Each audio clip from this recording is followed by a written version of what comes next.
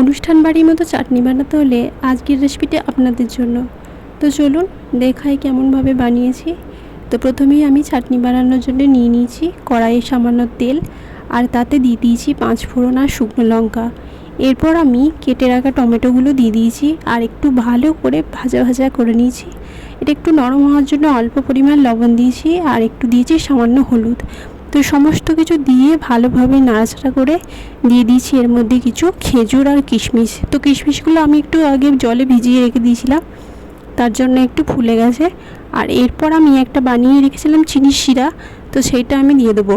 এটা হচ্ছে 1 কাপ জলে 1 কাপ চিনি দিয়ে এটা শিরাটা বানানো হয়েছে। তো এটা আমি এখন এর মধ্যে দিয়ে দেবো আর একটু ফুটতে দেবো। ফুটে গেলেই আমি এর মধ্যে দিয়ে দেবো কিছু কাজু বাদাম। তো আমার কাছে অল্প কিছুই ছিল, সেজন্য অল্পই দিয়েছি। আর এইভাবে কিছুক্ষণ নাড়াচাড়া করে নিলেই চাটনি রেডি হয়ে যাবে। তোমরাও এইভাবে বাড়িতে বানিয়ে দেখো, খেতে দারুণ লাগবে।